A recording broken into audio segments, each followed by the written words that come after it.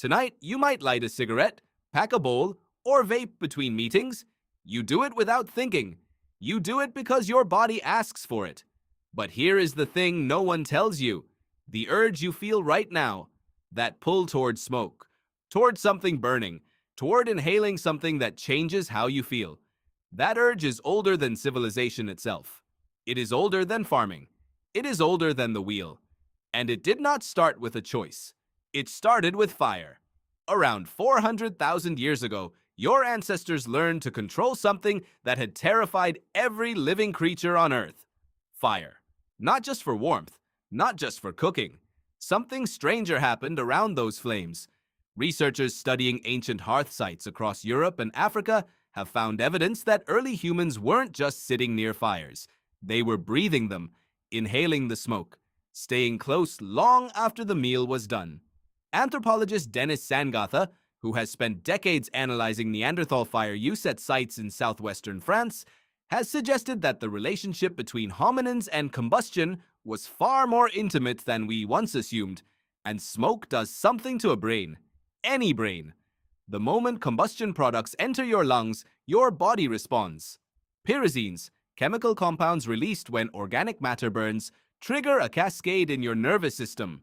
Your dopamine pathways light up. Your stress response dips. For just a moment, everything feels slightly more manageable. Your ancestors did not know the chemistry, but their bodies learned the feeling, and bodies that feel good repeat what made them feel good. This is where the story gets strange, because somewhere between those early fires and the first deliberate cultivation of psychoactive plants, something shifted. Humans stopped just sitting near smoke. They started seeking specific smoke, targeted smoke, smoke from plants that did something more. The oldest confirmed evidence of intentional psychoactive plant use dates back roughly 10,000 years. At the Jiahu site in China, researchers found residue in pottery vessels suggesting ritual consumption of fermented substances.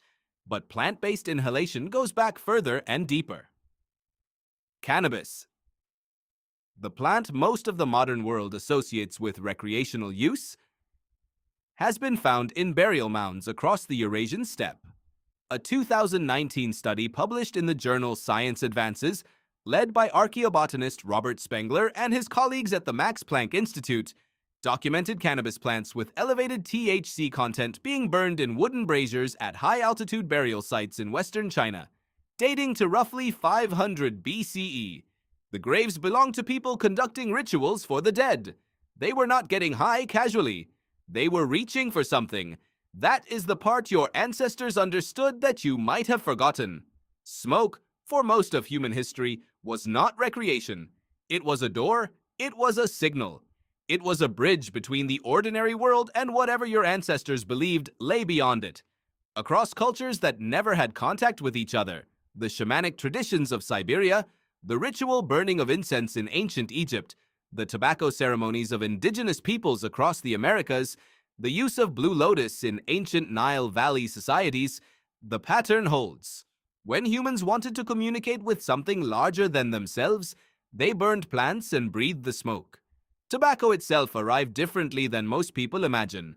The Nicotiana genus of plants, the family that produces the nicotine that currently has your brain's receptors trained to expect a daily dose, originated in the Americas, in what is now Ecuador and Peru. Indigenous peoples across North, Central, and South America had been cultivating and using tobacco for at least 3,000 years before Europeans ever set eyes on it. When Christopher Columbus arrived in the Caribbean in 1492, the Taino people offered dried tobacco leaves as one of their first gifts. His crew watched local people roll leaves into a tube, light one end, and breathe in the smoke. They called it a Tobago after the island. The word traveled back to Europe with the ships. The habit did not take long to follow, but what were those original uses? Not what you might expect. Tobacco in its original cultural context was medicine. It was ceremony.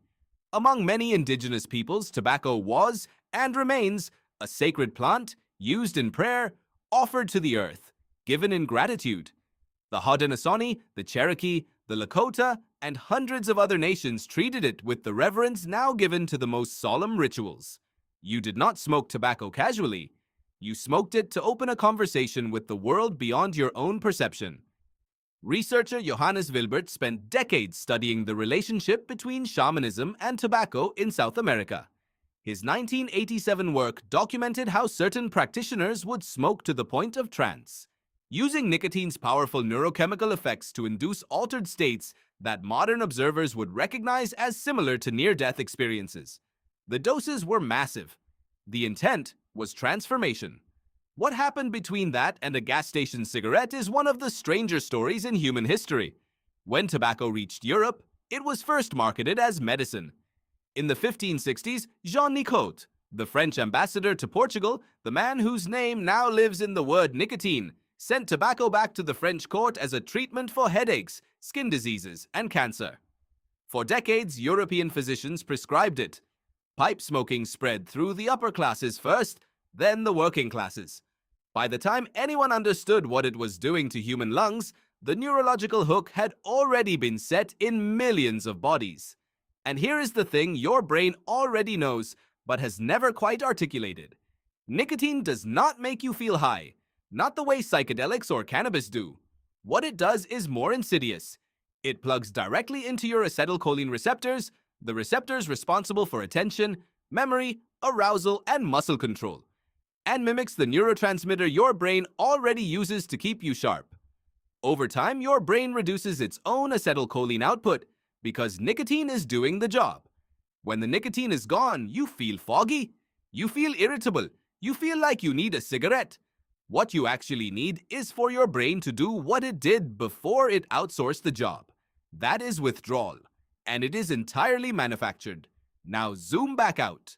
Right now, somewhere in the world, a ceremony is being held with smoke at its center. A fire is being lit in a forest clearing. Incense is rising in a temple. A pipe is being passed in a prayer circle. Someone is standing at a doorway, exhaling into the night air. The ritual has changed. The costume is different. The address has been updated. But the instinct is exactly the same instinct your ancestor had when they leaned closer to the fire 400,000 years ago and breathed in. You are reaching for something. The question is whether what you are reaching for is what you think it is. A cigarette, a bowl, a vape cartridge. These are modern containers for something ancient. The substance changes. The brand changes. The social meaning attached to it changes with every generation. But the underlying impulse to alter your state, to mark a boundary between now and a moment ago, to feel something shift inside your chest, that impulse was already inside you long before language existed to describe it. Anthropologist Michael Winkelmann, in his work on shamanism and consciousness, has argued that the capacity for altered states may be a core feature of human cognition, not a deviation from it. The brain, he proposes, has always been designed to seek experiences outside ordinary waking consciousness. Fire was one path, psychoactive plants were another. Rhythm, drumming, fasting, pain, all roads to the same place. What your ancestors smoked was not always what made them feel good. Sometimes it was what made them feel true. And tonight, when you reach for whatever your version of smoke is, whether it lights up or doesn't, whether it comes in a pack or a prescription or a tin, somewhere behind the habit is a very old question that the smoke was supposed to answer. You just forgot what the question was. The same fire your ancestor leaned into 400,000 years ago is still burning. You have just found smaller ways to carry it.